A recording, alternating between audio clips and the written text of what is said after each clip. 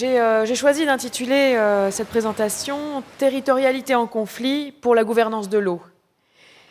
L'idée, c'est de vous montrer, à travers 3 points, que le changement environnemental ne pose pas simplement des questions de frontières et de tensions entre différentes juridictions, différents États, régions, communes en charge de la gestion de l'eau, mais également repose et remet à l'agenda la question de l'échelle et des périmètres de gouvernance de cette ressource.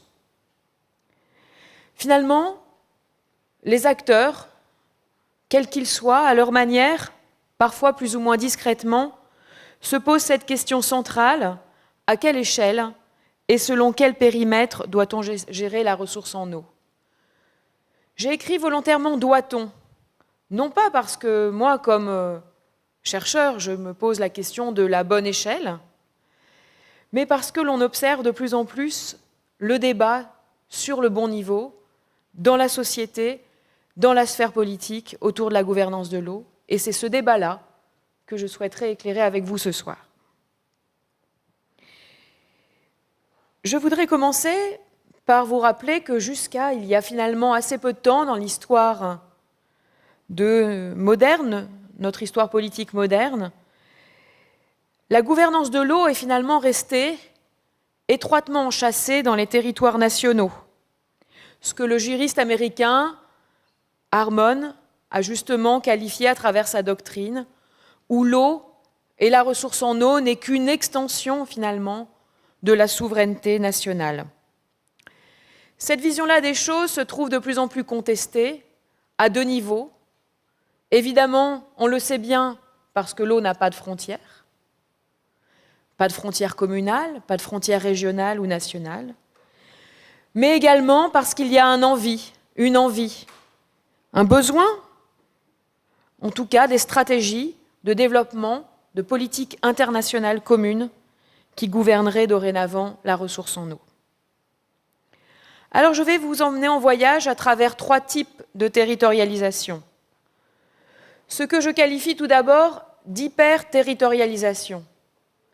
C'est l'approfondissement de ce que je viens de vous citer à travers la doctrine Harmon, et le fait finalement que l'on voit justement s'approfondir, aller encore plus loin dans un récit, dans une narration, du fait que l'eau est étroitement liée, intrinsèquement liée aux stratégies d'autorités politiques constituées, d'États ou de communes. Cela se manifeste par le retour de stratégies extractives de la part des États, mais aussi de stratégies d'appropriation de la part d'espaces urbains. Alors j'ai justement pris volontairement plusieurs focus, plusieurs exemples. Vous avez ici une carte parmi d'autres d'une grande métropole du monde, New York, qui extrait son eau depuis plusieurs décennies maintenant dans les Catskills et étend par-delà sa trame de pouvoir à cette échelle régionale-là. Ce n'est pas la seule, toutes les grandes métropoles du monde connaissent cette histoire, mais nous rappellent finalement la dimension foncièrement prédatrice du développement urbain et de la ville à l'égard de son hinterland. Ceci s'accompagne aussi de juridictions, de districts spécifiques pour gérer et s'approprier cette ressource. J'ai pris aussi l'exemple des États-nations, le plus parfait, avec cette citation magnifique qui montre bien à quel point, et on le sait, les ressources en eau et les grands fleuves ont fait finalement le succès des États-nations. Le Rhône au service de la nation, qu'arborent les barrages du Rhône depuis la Seconde Guerre mondiale, et qui finalement, et c'est bien mon argument, ne tentent pas, ces visions-là d'un certain nationalisme hydrique, ne tentent pas à s'atténuer, bien au contraire, avec le temps. Bien au contraire, car on le sait trop bien, l'eau est un facteur clé de développement humain, de développement social, de développement économique, et de développement agricole, comme en témoigne cette troisième image au centre du canal de dérivation des eaux du Nil pour les oasis agricoles égyptiennes. On voit donc réémerger des stratégies extractives de plus en plus intenses, à différents niveaux,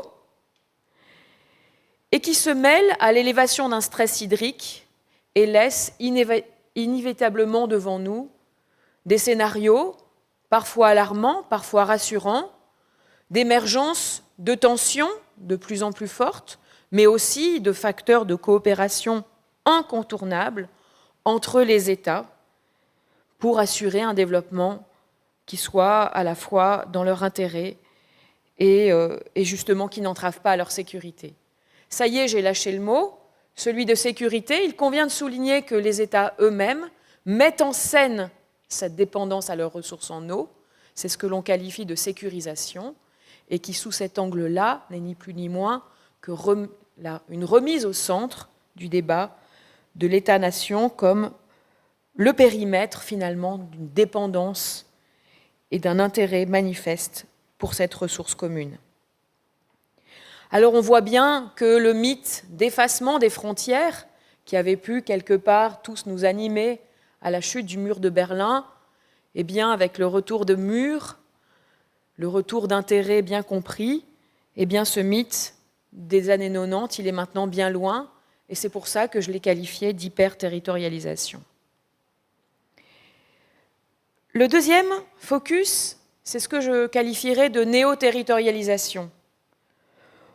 On le sait, on l'a vu émerger depuis les années 1920, on nous en a parlé. Dans ce cas-là, on fait de l'eau, et on essaye de faire de l'eau et des rivières le bon périmètre naturel qui s'imposerait aux hommes de gouvernance de la ressource. Cela prend différents aspects, à travers des agences de bassin, des commissions internationales de protection des eaux, des syndicats de distribution, d'approvisionnement, d'exploitation. Ces tendances ont émergé au départ dans une vocation économique afin d'optimiser la ressource. C'est le cas de la Colorado River, dont la gouvernance interétatique a été imposée par l'administration fédérale américaine pour optimiser l'exploitation de la ressource en eau, pour aller plus loin et en gagner plus au plan économique. C'est le cas aussi de la lutte contre les inondations qui, dans la première partie du XXe siècle, a été un des objets de renforcement de la coopération au-delà des juridictions administratives traditionnelles pour gouverner la ressource. Mais plus récemment, depuis les années 70, on observe un retour de cette échelle, notamment sous l'influence d'arguments de protection de l'environnement, ou pour l'atteinte d'un bon état écologique des écosystèmes. On va faire de cette échelle l'échelle qualifiée de pertinente aux yeux des acteurs. On va jusqu'au bout de cette naturalisation. C'est le cas de la directive cadre sur l'eau, mais aussi de toutes les organisations internationales ou non gouvernementales qui parcourent le monde pour vendre aux acteurs politiques la nécessité de promouvoir l'échelle du bassin, à l'image de ce qui a pu être fait pour l'autorité de bassin du Niger, dont vous avez une représentation sur cette diapositive. Ici, l'idée, c'est de contester le fait que l'homme ait découpé des frontières politiques pour réaffirmer un besoin dont on peut discuter d'une naturalisation du périmètre de gouvernance. Et puis, j'ai commencé ma présentation en vous disant à quelle échelle, à quelle bonne échelle doit-on gouverner la ressource ? Je vous l'ai dit, ce sont les acteurs qui eux-mêmes, finalement, se posent cette question.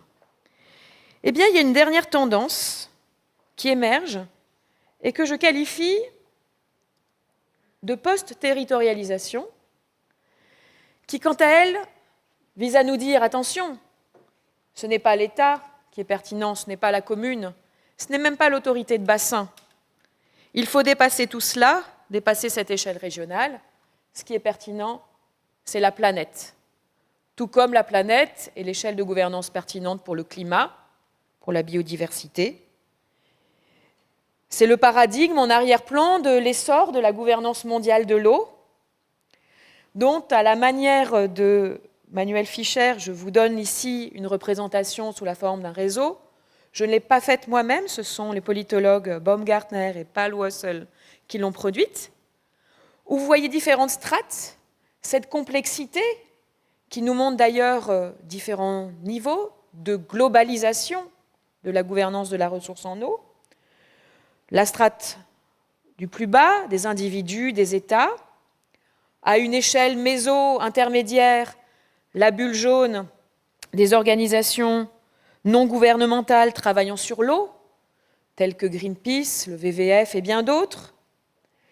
Dans la bulle bleue, les organisations internationales, le Programme des Nations Unies pour l'environnement, la FAO et j'en passe.